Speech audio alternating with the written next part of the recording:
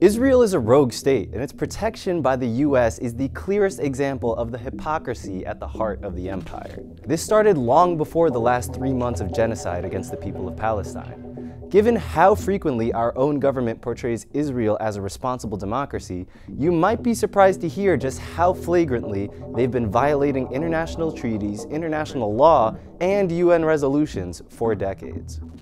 Israel has had nuclear weapons since the 1960s in direct violation of the Nuclear Non-Proliferation Treaty, which they of course refused to sign in the first place. Israel has somewhere between 90 and 200 nuclear warheads as part of its military arsenal, and to this day has never openly admitted to possessing such weaponry. They've also consistently refused to allow inspectors from the International Atomic Energy Agency to visit their nuclear facilities. They even had a strategic technological partnership with apartheid South Africa, where they aided the apartheid government in building and successfully testing a nuclear weapon in 1979.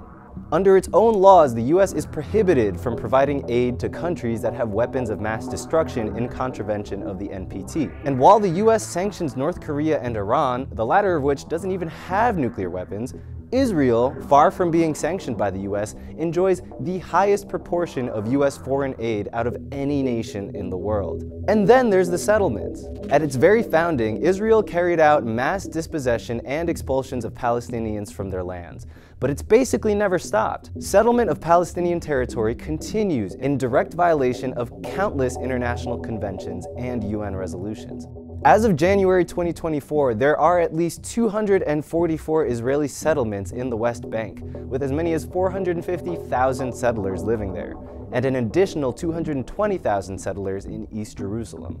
UN Security Council Resolution 446 cited the Fourth Geneva Convention in its condemnation of the settlements, which states that an occupying power shall not deport or transfer parts of its own civilian population into the territory it occupies. If a country on the US hit list were to say it's going to annex anything, it would receive the full weight of US sanctions. But if you're Israel, literally bulldozing entire neighborhoods and erecting segregated settler outposts which routinely commit violent pogroms against the occupied population, then prepare for a swift and decisive abstention or rejection of any resolution condemning your land grab. Similarly, the US political establishment was quick to identify a few troll farms in Russia targeting memes at US voters as an existential threat to American democracy. But when you have the head of state of Israel actively and brazenly colluding with opposition politicians to undermine US policies, it's not even considered a scandal. That's not even to speak of Israel's wide-ranging foreign terrorism operations, including their routine bombing of neighboring countries, as well as targeted assassinations. Israel has openly admitted to carrying out numerous assassinations on top Iranian scientists since at least 2007. What's clear is that the full backing of the US has given Israel a blank check. It's found itself in a position of operating with near total impunity as it tramples on international conventions and law.